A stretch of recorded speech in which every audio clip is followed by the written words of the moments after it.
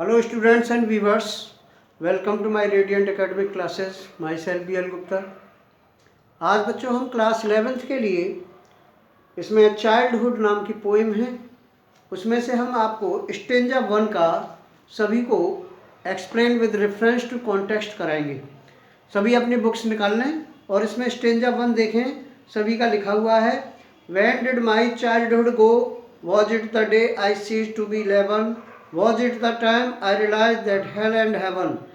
तो कभी कहता है कि मेरा बचपन कब समाप्त हो गया, क्या वो दिन था जब मैं 11 ईयर्स का था, या वो समय था जब मैंने महसूस किया कि hello and haven could not be found in geography.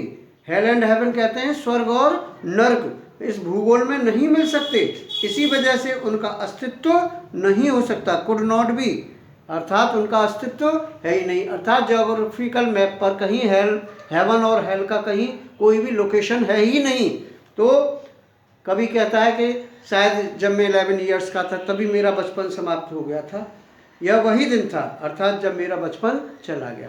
तो हमने आपको रेफरेंस तो आपको बहुत पहले भी कई बार बताए हैं कि in these lines have been taken from the poem childhood composed by Markus नटन।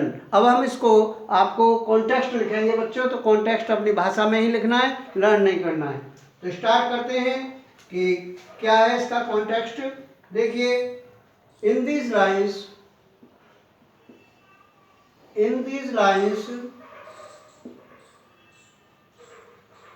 the poet thinks about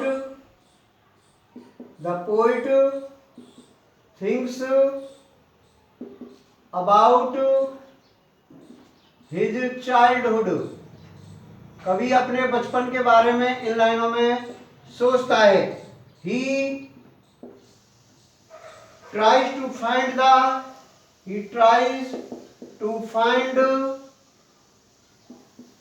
the stages, वो उन स्टेजेस को पता करने का प्रयास करता है। when he grew up, जब वो बड़ा हुआ था। when he grew up, he feels that, वो ये महसूस करता है, he feels that he lost his childhood, when he crossed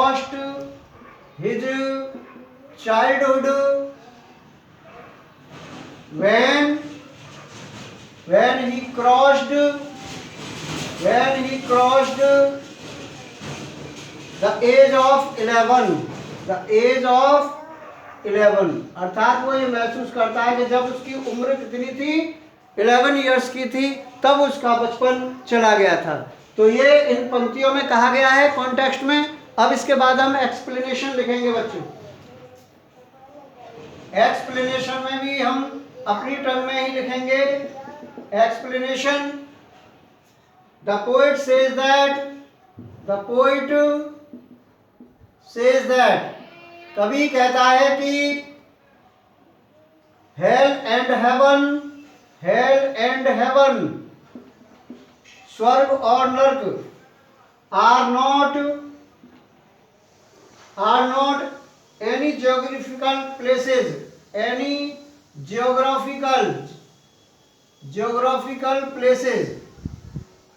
अर्थात हेल और हेवन जो है वो कोई ज्योग्राफिकल स्थान नहीं है। he is confused about the time, वो कंफ्यूज है उस टाइम के बारे में। when he lost his childhood, जब उसने अपना बचपन खो दिया था। lost his childhood, ऐसा वो सोचता है, वो कंफ्यूजन है। he realizes, वो ये महसूस भी करता है बच्चों, he realizes that hell and heaven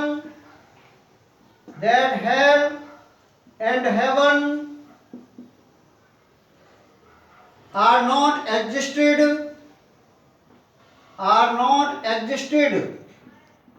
hello और हेवन एग्जिस्ट ही नहीं है वास्तव में, इन रियलिटी। वास्तव में हेल और हेवन ज्योग्राफिकल मैप पर भी कहीं विद्यमान नहीं है। ज्योग्राफी टेक्स्ट बुक,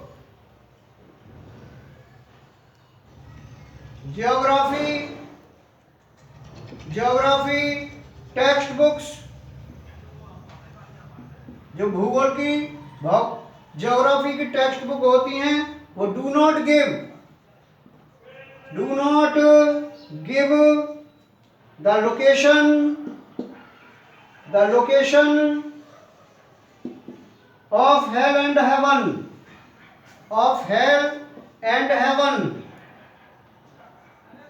ज्योग्राफी की किताबें भी हेल और हेवन की कोई जानकारी नहीं देती हैं। The poet tries to identify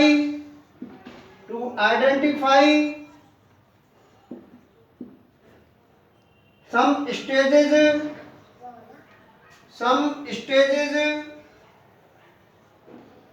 of his life when his thoughts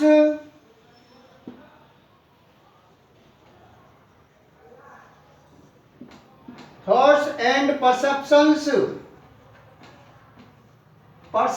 बच्चों कहते हैं अनुभव को। perceptions of the world changed। इस तरह से बच्चों हम इसका क्या लिख सकते हैं, हम एक्सप्लेनेशन लिख सकते हैं। तो ये आपका हिंदी भी बताई मैंने साथ में, एक बार पुनः दोबारा से रिपीट कर रहा हूँ। पोएट कहता है कि हेल और हेवन, स्वर्ग और नर्क हमारे ज्योग्राफिकल प्लेसेस नहीं है students.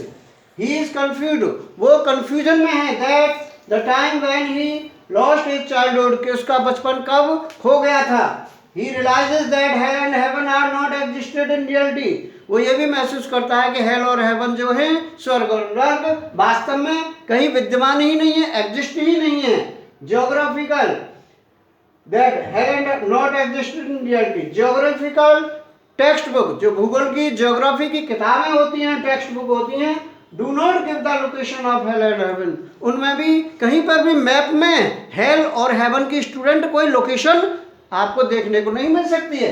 Poet tries to identify some stage of life, इसीलिए कवि जो है वो उन स्टेजेस को अपने जीवन की को क्या करता है, आइडेंटिफाई करने का प्रयास करता है। When his thoughts and perceptions of the world change, जब उसके अनुभव से ये वर्ल्ड चेंज हो गया। इस प्रकार बच्चों ये सभी के लिए हमने आपके सामने रेफरेंस, कॉन्टेक्स्ट एंड एक्सप्लेनेशन लिखा, हिंदी भी बताई। सभी इसको अच्छी तरह से नोट करेंगे, प्रिपेयर करेंगे। और ये मेरा यहाँ पर आज का लेक्चर यही फिनिश होता है। लेक्चर फिनिश करने से पहले मैं सभी से कहूँगा कि चैनल को सब्सक्राइब जरूर करें, बेल आइकॉन भी दबाएं ताकि आपको आगे आने वाले नोटिफिकेशन भी मिल सकें, और लाइक और शेयर अवश्य किया करें, जिससे आपको अच्छे से अच्छे वीडियो भी मिलेंगे बच्चों। तो सभी स्टूडेंटों को मेरा यही लेक्चर फिनिश करता हूँ, और my lecture is over. Thanks for watching my video. Have a good day. Goodbye to all the students.